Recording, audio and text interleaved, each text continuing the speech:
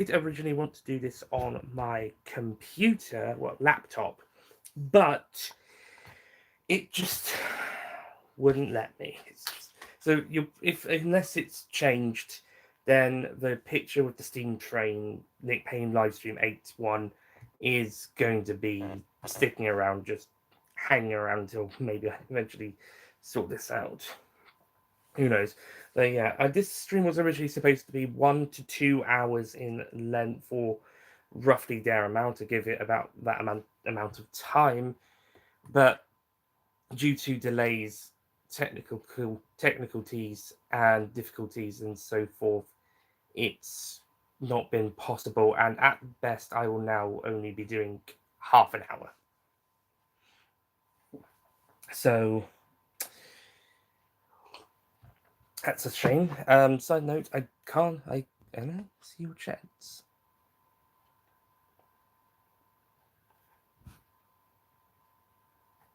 I don't think I can see the live chats in the video, but I do have the laptop up to get that.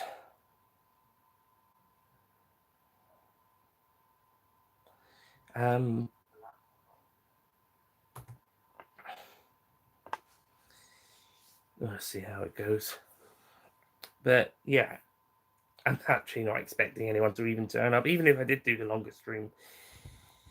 But okay, so this stream, I was basically just going to talk about Doctor Who because of its 60th anniversary. Huzzah! But in honesty, I didn't really have any huge topics to discuss. I was going to do a reaction to the Daleks Colour. Actually, I did do a reaction, but it's nearly half an hour and it's taking too much freaking energy on the phone to upload, so I might redo it later with a less, not as long. Thank you, by the way, to Reese Williams for the comment. Nice shirt. Any topics you would like me to discuss, give me a shout.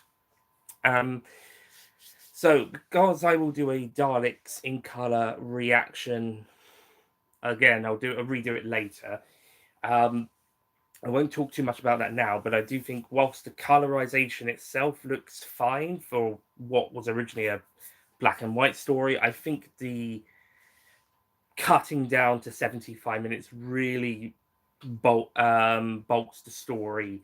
It doesn't quite work. I think it should have been at least 90 minutes, because this is a story that was originally 175 minutes, 2 hours 55, and it's been cut to 1 hour 15. I think it should honestly have been an hour and a half at shortest, if not maybe 2 hours, because it really cuts out some stuff. Yes, some stuff is necessarily cut, but other stuff, it does feel like it is just trying to cram it in, and the fast breakneck speed doesn't always work, and it just feels a bit awkward, on top of the new bells and whistles they've added to make it feel like a new series story, or new series feel.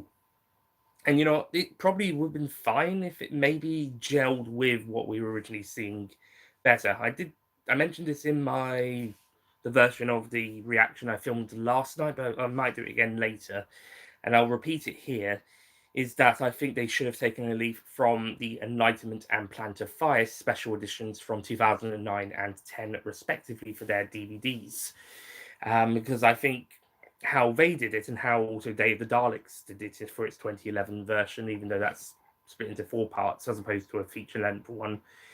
I think they should have taken a leaf out of those ones and tried to just make it an omnibus and then put some touches up, as opposed to being an outright brand new feel. But I don't know. We'll see. We'll see if they do any more of these.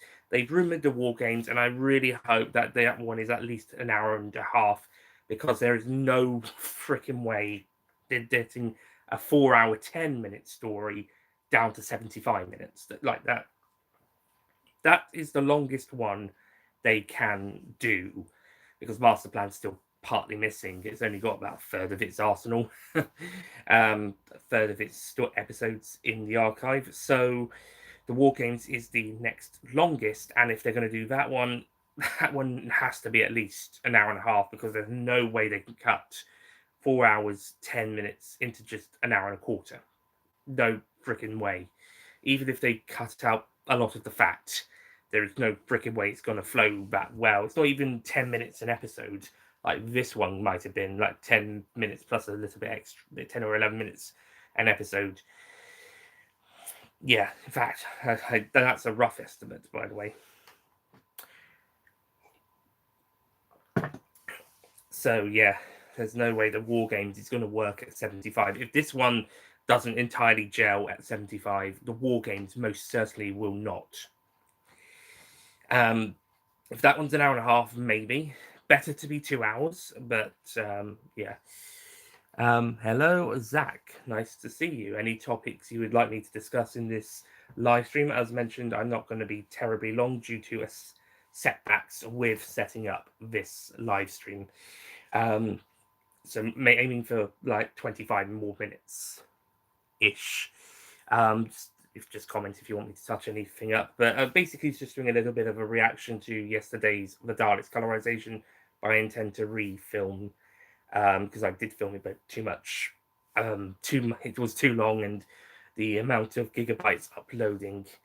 Favorite Seventh Doctor moment is actually a deleted scene from a episode. Actually, it's the deleted scene from Remembrance of the Daleks, where he goes, "Oh, Davros, I am far more than just another Time Lord," as this was hinting back to his the Cartmel master plan and the potential backstory of the Doctor. That I don't know if Cartmel was planning to reveal all of it, or if he was just going to hint back to it.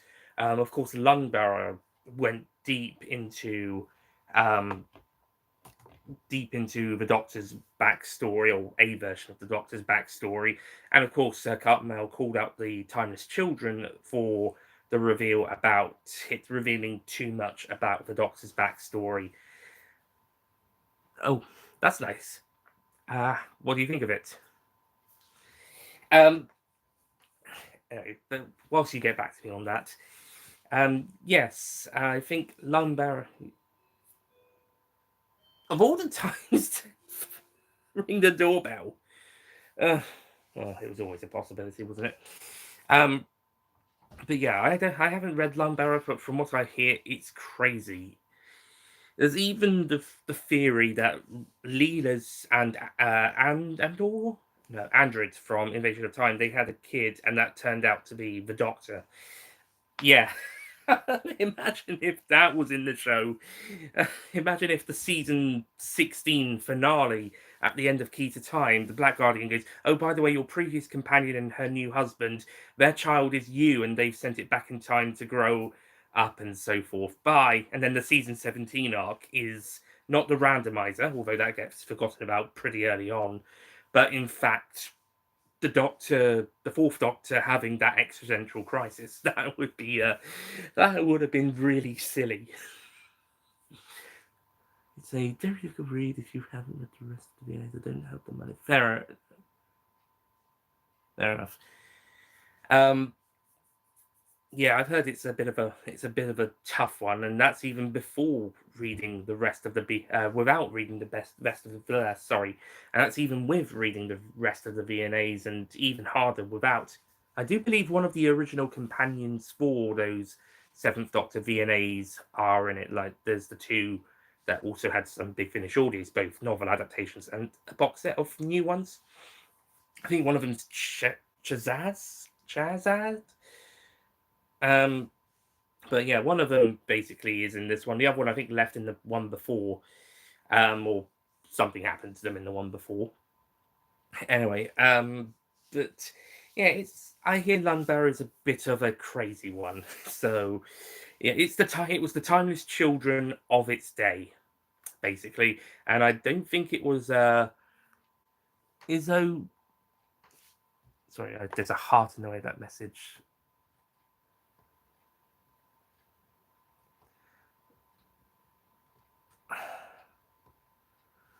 Is one called Raine? I don't think so, because Raine is the companion plan for season 27. Maybe for the original version of Lungbarrow, Raine or when Benny Windybank's What If Doctor Who wasn't taxed in 1989 series, she was called Katie Tillinger, Katie Tillinger, or somewhere along those lines. So Raine / Katie / who, whatever they would have called her, might have been the companion, but that version of Lungbarrow may not have ended up being in season 27. It could have been season 28 or later on down the line, depending on what's going on. Raine would have been the companion for season 27, part 2, episode. Well, I'm not actually sure how long each story was going to be, but I would say Earth 8 would either be a 3 or 4-parter. I think Thin Ice most definitely would be a 4-parter. I think Crime of the Century would have been a 3-parter, and then the finale would also have been either 3 or 4 parts. So I think it would have been either episode 7 or episode 9. 1, 2, 3. No, episode 8 or episode 9 of that season. But the third story. Sorry, the third story would have been the third story, the Crime of the Century, where she's introduced, and then the Seventh Doctor's final story is the one afterwards, because it's 4 series, 4 serials in that series, and Ace would have gone in the middle one, second one. Sorry. That was the plan, but Earth 8 was first, and then Thin Ice, or Ice Time as it was originally called, then Crime of the Century, and then the last story, which they hadn't really figured out. They used Animal for the Big Finish adaptation, and of course that was not the Seventh Doctor's final story. In fact, I actually listened to those stories not too long ago, and listening to Raine's journey. And yeah, quick opinions on those. Thin Ice is really good. Crime of the Century, I actually listened to this twice, and the first time round I wasn't so hot on it.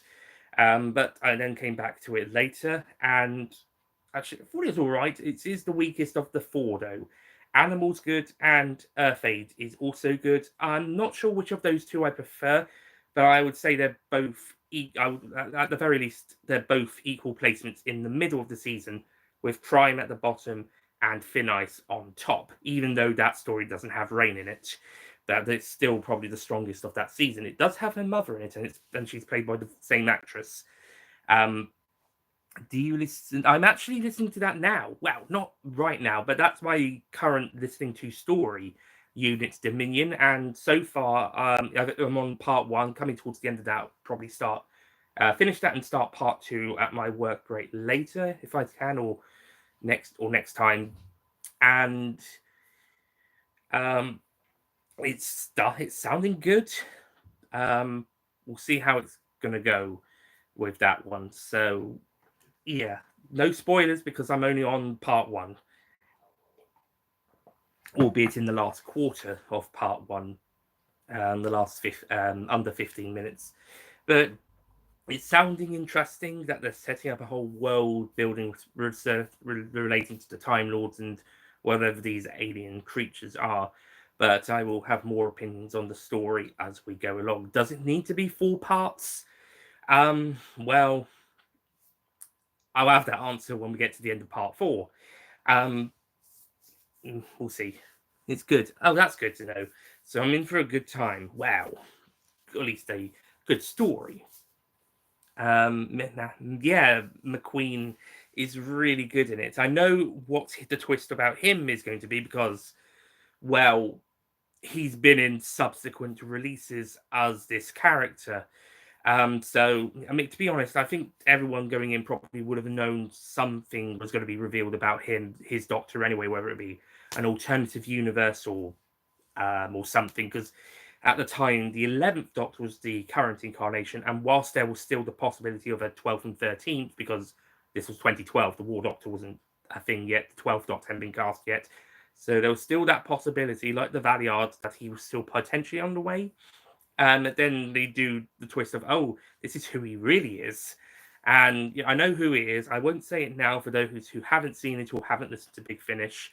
But suffice to say, the Alex McQueen character who is revealed is going to be a big part in Big Finish stories going forward. My only thing is how the 7th Doctor doesn't actually recognize him, considering his past incarnations, and probably him in his incarnation, but maybe beforehand, has actually met this character before. Something to do with wibbly wobbly timey wimey stuff. Yeah.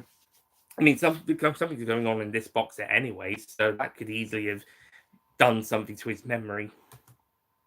Same with Elizabeth Klein. I'm pretty sure I'm missing a story, but I'm pretty sure she used to be a villain in the story Colditz with the Seventh Doctor and Ace, and then somewhere between there and then and here, we've got this alternative universe version of her who's good, and she becomes an ally in some other later audios, a companion.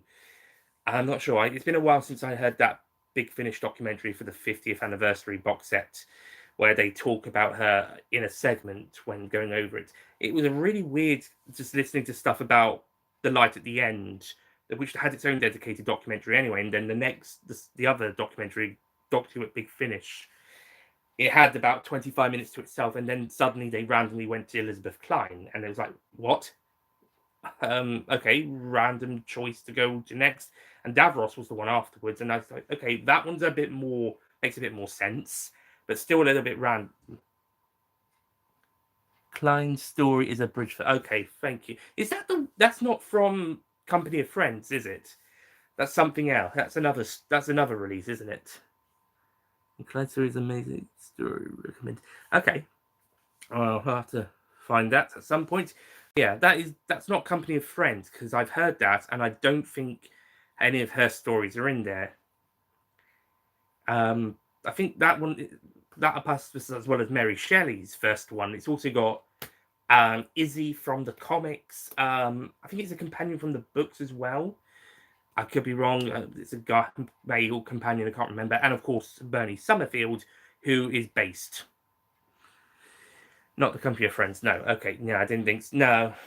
No, it's 4 other characters. One who's appeared before, one who's going to appear frequently more, and 2 other expanded media guest characters who get their own story. Fitz, thank you. Is he from the books?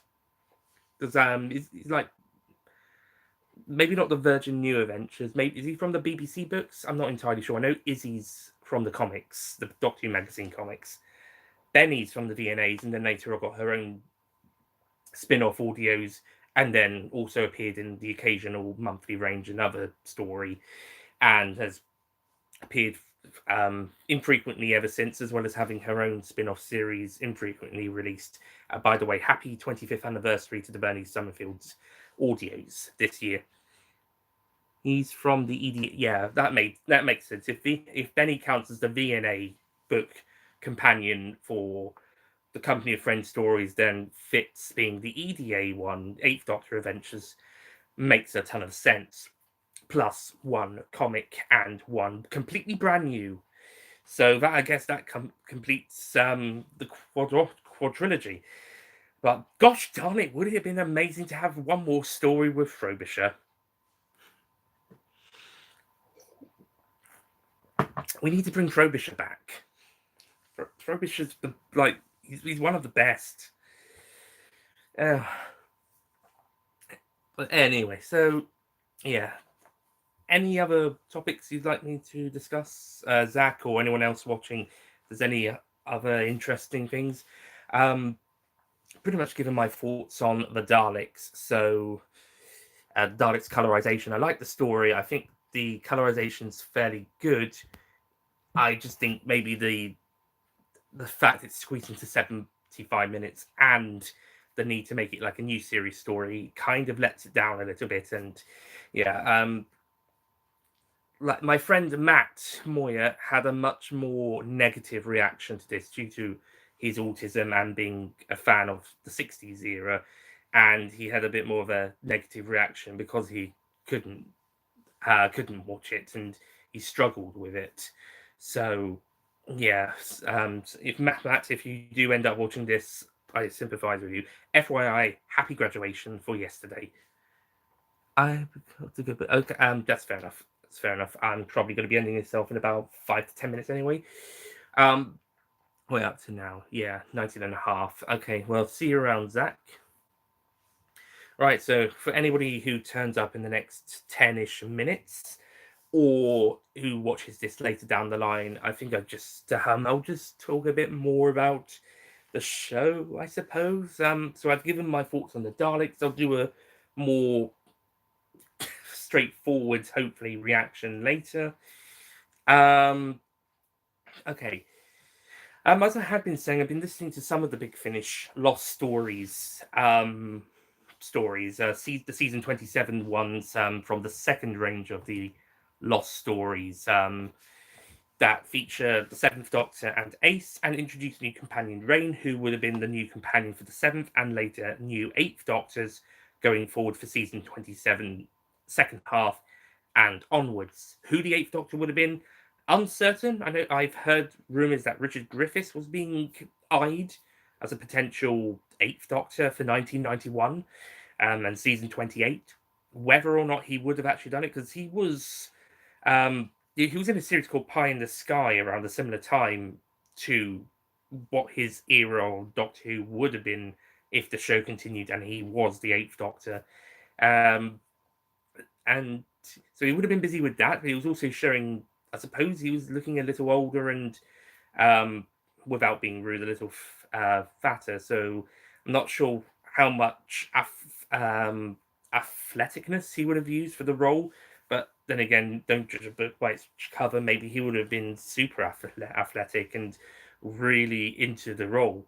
Or maybe he would have been like a first Doctor like character where he's more of a wiser character, a bit more giving advice, but still having that heart of some of the other incarnations where he's willing to help.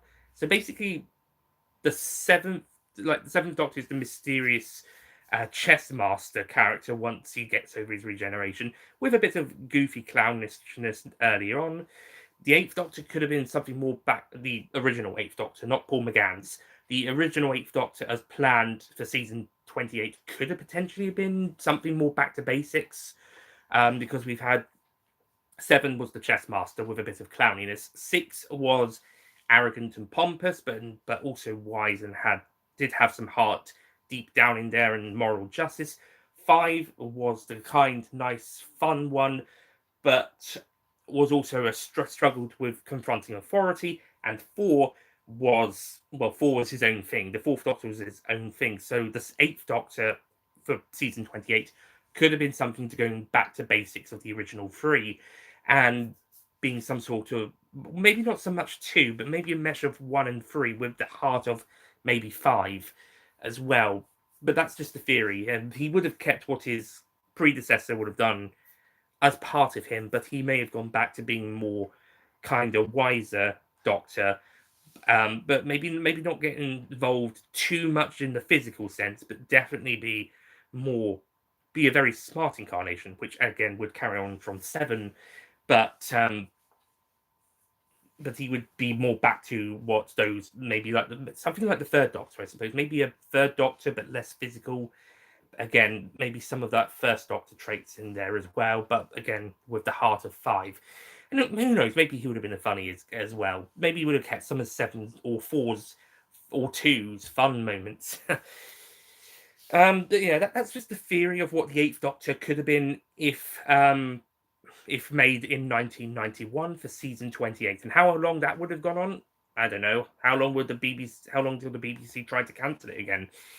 They already succeeded in 1990 when they said, right, 26 seasons and bad ratings for that last season. Sorry, I know you're getting your steam back up again, and next season sounds pretty cool, but we're going to pull the plug here, and we'll just say it's on temporary hiatus. Temporary hiatus. Yeah, that's like saying Torchwood is on temporary hiatus. They said that in like 2011, 2012. It's 2023. It's been 12 years since the last series. And Big Finish pretty much picked up the series in 2017 for basically a continuation with Aliens Among Us and God Among Us released in 2017 through 19 and Among Us this year. And I expect they'll do another one later down the line as well. It's left open for that. So yeah, there's all this talk about potential Torchwood revival or new Torchwood series. It's not looking that likely, but then again, with Russell T Davies interested on doing spin-offs and a plethora of brand new characters to take up the reins, who knows? But on the other hand, we're also getting Unit potentially, heavily rumored. Did that one get confirmed? I think that one might even be a confirmed officially.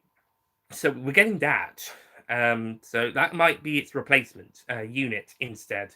technically we've had the unit audio series, and I'm not talking about Dominion, as we said just now, or the new series ones that they've done from 2015, which would feature, certainly with Kate, it's going to feature Kate and possibly Osgood. Whether it'll feature any of those other characters from that series is to be seen. But there was a mini series back in 2004 to 5. It was 4-hour-long episodes plus a bonus half-hour prologue episode. That was released as a free CD with Doctor Who magazine, along with a bonus Bernie Summerfield story, Silver Linings, and then later it got released as a free Big Finish audio. Silver Linings would also later get released as a free Big Finish audio, but a little bit later down the line.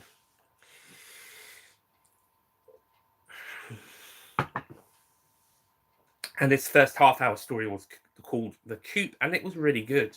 I've done a full review of all 4 of the hour-long Big Finish audios on my Universal's channel, on the Universal's channel. I've done a video on those for that back in March 2020, I think. And I did the Coop set as part of a video about 3 Big Finish audios in August 2018, August or September, which featured 4 other stories. A few other freebie releases were released afterwards. I don't think I've done Silver Lining yet, but I did do Cuddlesome and Veiled Leopard in 2019. And I suppose I'll have to get around to Silver Linings at some point, as well as any other freebies they've released. And I don't mean extracts or part ones of a story. I mean, like, actual free stories. They've done some behind-the-scenes stuff, like talking about my generation, behind the scenes of Zagreus and so forth. Actually, was that might have been included? That was included on Living Legend. I think it's also available to download for free if you purchase Zagreus itself as well. But yeah, there's a couple behind the scenes stuff that's also for free that you can get, but there's a couple of freebie stories, most of which were released for Doctor Who magazine. I don't think there's any original freebie stuff. They think all of the stuff that's there was something apart from the extracts and part ones of stories. I think they're all stuff that was made for Doctor Who magazine, at least the earlier stuff, to be released in a free CD and then later added to the website later. FYI, somehow Sharda, was it Real Time? I think actually it's both. I think both Real Time and Sharda don't have digital download versions yet. Big Finish, you might want to think about doing that before those CDs go out print. Or upload them to Spotify, SoundCloud, or wherever. But yeah, I will quickly round up by talking about the lost stories I've heard so far. Just finishing that coffee and then going on to some water.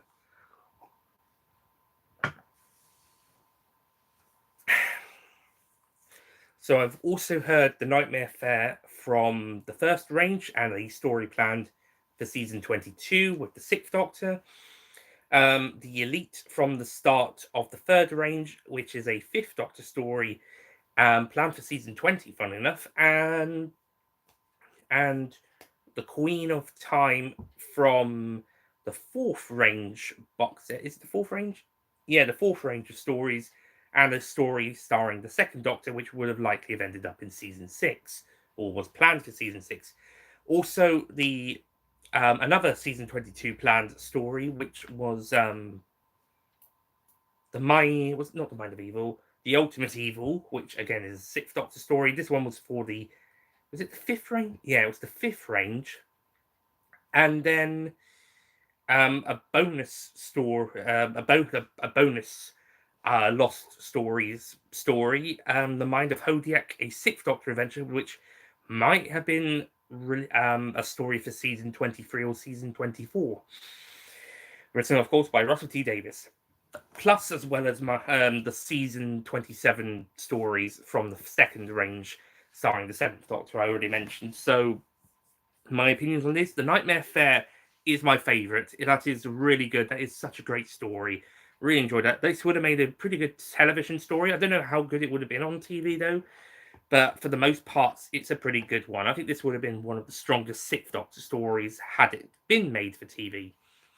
I cannot yet comment on Mission to Magnus or the Hollows of Time, but I will get to those at a later point, along with the other abandoned season 22 and 23 stories from this range. Did I say this Nightmare Fell season 22? I meant season 23. It's the planned season 23 before it was Trial of a Time Lord. Yeah, I've got to listen to the rest of them. I have got the first 4 on download and 3 of the first 4 besides the Nightmare Fair on CD. I think the rest of them are not on CD either, so I'll get those on download at a later point. Same with the first and second Doctor box sets that were released in the second range. Have got the fourth Doctor bonus box set that was released separately, like the Mind of Hodiak. They're bonus releases, specials, I suppose. Funny enough, my disc 5 or disc 6, the second disc for the second story, is the same disc as the first. So I don't know if I got a misprint on the cover or I think I did get this from Big Finish before it went out of print, and they sent me a copy of this where they put the wrong disc in for the Valley of Fear parts 3 and 4. They sent me parts 1 and 2 twice. I'm not entirely sure. I haven't listened to it yet, but yeah, but that would be a bit odd. But then again, I might be like one of those season 12 reprint box sets who got the season 10 disc covers. Not like the contents is still season 12, but the image is season 10. Maybe I've got that. Maybe I got episodes 3 and 4, but the cover is saying parts 1 and 2.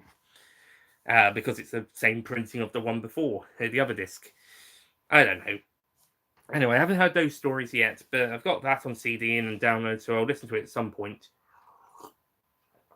And then onto the Elite. Now, everybody says this one's really good. I think it's good, but I think that this might be my issue with both this and the Macroterra, but I don't think I gel with a 1984 Orwellian-inspired story. I don't think I gel with that. And I think that's why I'm not so fond on the Macroterra. That's in the fact I've rewatched this story several times, and apart from maybe the first recon time I watched it and the first animation time I watched it, I probably wasn't as enjoyed it that much. Really, I didn't really enjoy that story, even though the animation is bloody awesome. In fact, when I did see the recon the second time and did my review for the retro channel, I actually ended up doing a rant. I liked it a bit more when I saw the animation, but as I said, I rewatched that animation quite close to each other because I was watching one color and one black and white for the DVD, one color black and white for the Blu-ray, and one color black and white for the Steelbook Blu-ray. So I watched it about 6 times. As you can tell, after this, seeing it for the first time in animation is awesome. And also, I don't know which one I watched first. I think it was black and white, and then the color one. So, of course, seeing the color version would have been cool. But after that, I think it became a chore. So I haven't done that again since then. I've only watched with Faces Ones and Fury from the Deep. I saw one black and white animation, one color animation, and one black and white with surviving animation with surviving episodes. And Fury from the Deep just former 2.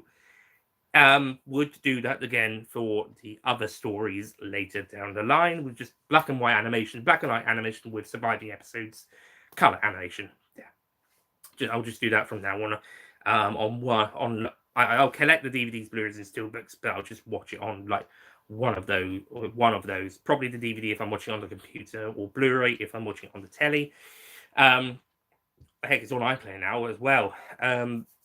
Although the ones that are on iPlayer are the ones I've already done, so I have to rewatch. I've only done Evil and Galaxy 4 animations in color on the Blu-ray, so I have to do the black and white cut animation and with surviving episodes. And Abominable Snowman saw on the Underwater Menace saw on the big screen at the PFI the animations in color, so I'll have to go through those again.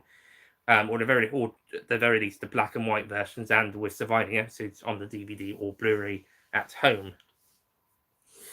Okay, I've gone past half now. I'll stick around a little bit longer because I am going to talk a bit more about the lost stories. But then we'll call it. We'll sign off. So yeah, Nightmare Fair I thought was very anyway. I've done that bit, but yeah, the Elite. I guess I'm just not that fond of the Orwellian style stories. That's just me personally, though. So I don't think I quite got into this one or Margaret Era as much as everybody else did. But I do think it's a good story. It's interesting how it does. And would it have been a good story for season 20? Possibly. It does show how the Doctor and the companions are out of their depth in this political landscape. And it would have been a pretty interesting and unique Dalek story. It's also written by the same writer who wrote Enlightenment. Originally, the original story was written by the same writer who wrote Enlightenment, Barbara Clegg. And Enlightenment is fantastic. So yeah, I would be happy to see another story from her in this season, and her to tackle the Daleks. And I think she did a good job. I'm not entirely a Orwellian style person, but I think that story handled it well enough. I don't entirely gel with it, but it's still an interesting story, and I think it gets a little bit better as it goes along. That being said, Enlightenment was her better script. Would I prefer this to Resurrection of the Daleks? Maybe. But Resurrection of the Daleks is really good as well. It's a shame that one got pushed back, but at least it appears, at least it got made, unlike poor old Sharda. Well, finished, I should say, in that case. And actually, most of the other stories in this range, speak of which, onto the Queen of Time. Now, I said the Nightmare Fair was my favourite of these, and I really liked Ice Time, or Thin Ice as it's now called. Not Thin Ice 2017, that's a Series 10 story. Thin Ice 2011? Yeah, 2011, the original season 27 planned story.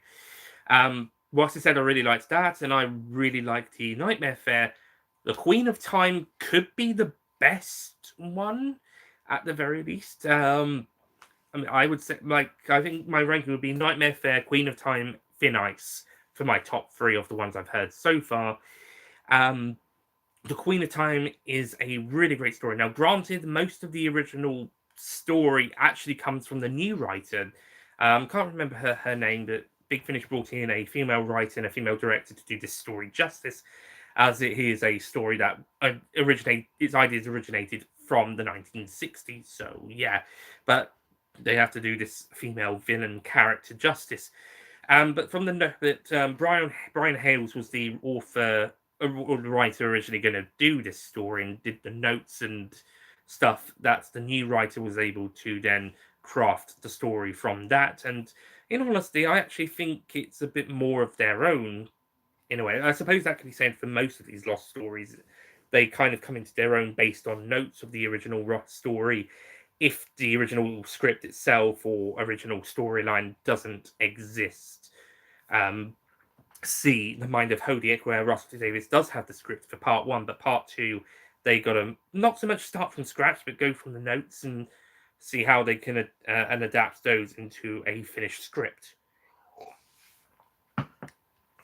So the Queen of Time is mostly from the notes by Brian Hales, and then a new writer, I think it's Catherine Harvey, but I could be wrong about that. She basically constructs a really good story.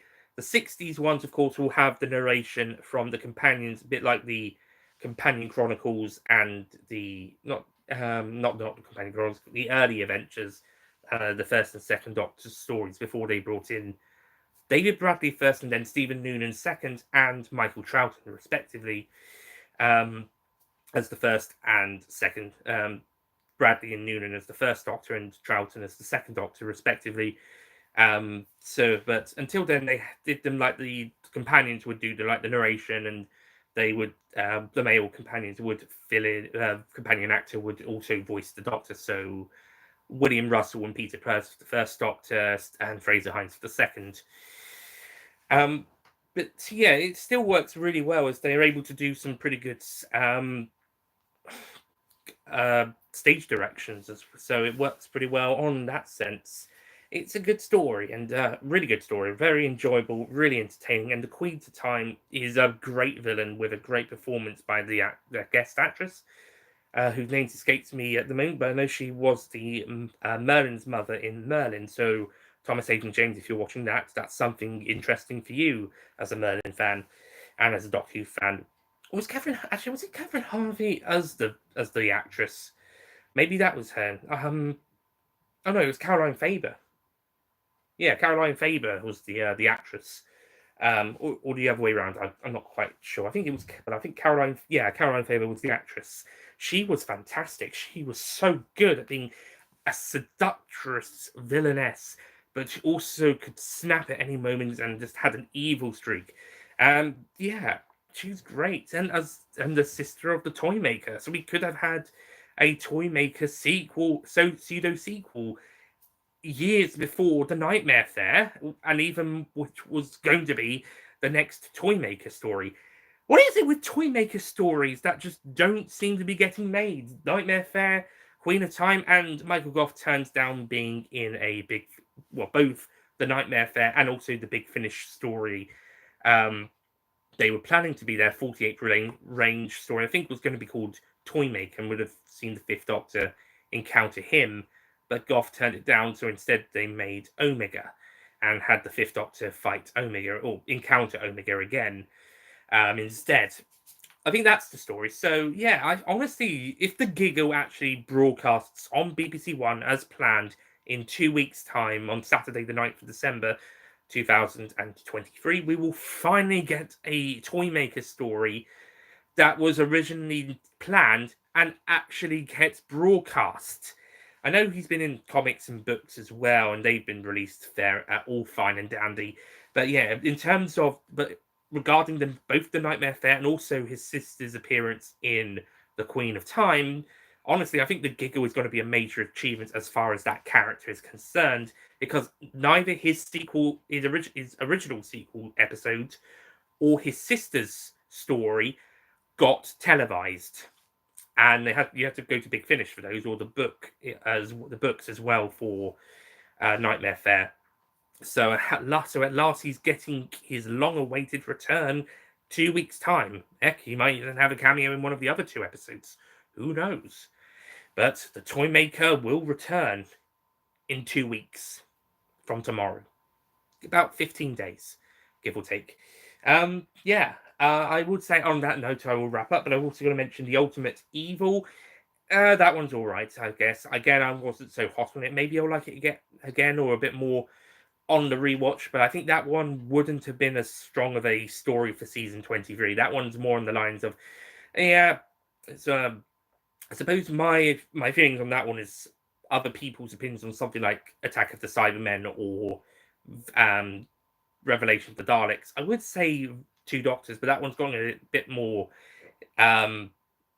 unpopular over the years, which is a surprise because when I wasn't so hot on it, it was quite popular. So, or at least people had put it in, like, say, I saw a top 20 video and they had put it in there. So, I mean, yeah, one person obviously doesn't reflect the fan base mostly, but I thought people liked it a bit more than I had. So, and when I rewatched it a few more times, I liked it a bit more. And now all of a sudden, people are coming out and saying it's not good. I say now, over the last few years. So yeah, isn't that typical?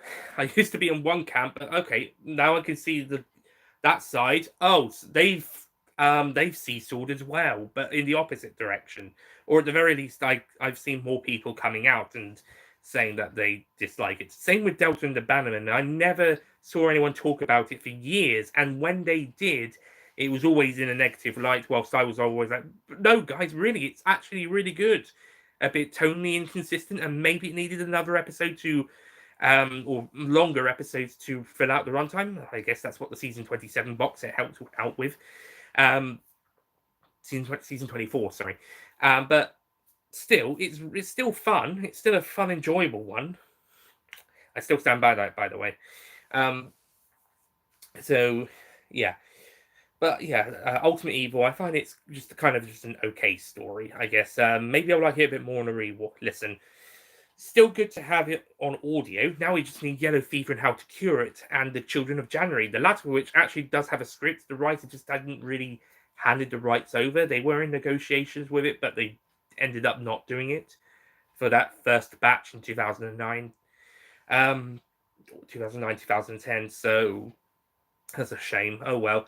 Maybe later down the line, because they were able to get the Ultimate Evil for 2019, I think. 2018 or 19, so they were able to get that. So maybe they'll get the Children of January, but they seem to be focusing on Tom Baker stuff more recently when they, if when doing them at all. Um, yeah, I've heard that the genesis of the Daleks original version is possibly the worst ever Big Finish release. I will probably get it at some point just to complete the Lost Stories range collection, but I have heard it is Big Finish's worst ever release. So not so much of a worst ever story, but worst release. And it would have been actually better if they'd done one of the actual cancelled Fourth Doctor stories instead of draft one of Genesis of the Daleks. The Ark in Space, on the other hand, the first draft of that one makes a bit more sense, as there was actually a bit more differences to those drafts. I can understand maybe doing the Genesis of the Dalek one as like a bonus release or something for the website or or subscriber exclusive even. Um, but as the first, I think it was the first of the two released actually, the first of the two, let's say season 7 of the Lost Stories range. Season 1 was the Sixth Doctor season 22-23 stuff. Season 2 was the first and second Doctor box sets, and the Seventh Doctor season 27 stuff. Fourth Doctor box set was a bonus release. Season 3 was a bunch of fifth and sixth Doctor stories, and the fourth one was a couple of first, second, and third ones. And I think all of them were Brian Hale's. Well, at least the first 3 anyway. Or stories partly by Brian Hales. I think the third Doctor one was Bill Strutton, who did Web Planet. And then when they did the fifth, when they started them up again, they did Range 5 was a fifth and sixth Doctor story. Range 6 was a pair of fourth Doctors, one of them being the original Revenge of the Cybermen. Mind of Hodiak was a bonus release after that, and now Range 7 or Series 7 is the other two Tom Baker season 12 original versions that have been released. And yeah, maybe for if they do a Series 8, maybe they can do some original some actual missing stories. There's still a couple of Fourth Doctor ones out there, and we're not going to have Tom Baker for much longer. I'm worried to say, concerned to say we're not going to get him for much longer. So if you want to do some more Fourth Doctor Lost stories, do them whilst you can. There's still plenty of first, second, third, fifth, sixth, and seventh Doctor ones out there, and who knows, maybe we'll finally get round to having some new series ones later down the line, or maybe some ideas for the Eighth Doctor's run that didn't get made. Then again, I suppose you could always say those are brand new stories in the first place. So, yeah. Season 23, original season 23 storylines aren't complete because Children of January isn't in the archive. And Yellow Fever and How to Cure It probably would have to be pretty much original, because that one was pretty much very few basic structure and ideas. Not that it stopped them from doing it before, mind you, but they probably would have to start from scratch, and they probably couldn't use the Rani whilst the rights to her are out of the picture, so it would have to just be the Master instead of the Master and / Order Rani for that story. But hey, it would probably still work with the Master, and it would either be the Master or Professor String from Hollows of Time, because they didn't have a Master actor for that, because Anthony Amy was gone, and they hadn't got a couple of other brand new masters that they would both introduce or bring on board to Big Finish. We were talking about an actor who plays one earlier, if you were watching this stream. Oh, it's time to wrap up, I'm afraid, guys. Oh, and the Mind of Holy that was good. Think it could have been a bit better, a bit stronger, but I think Russell D Davies does a lot better later down the line. But yeah, it was good. Anyway, so yeah, sorry for the. I've just seen the time and I've got to rush off. I'm afraid, guys. Mustache, as the Fifth Doctor says. Thank you for watching. I'll see you guys next time. Goodbye.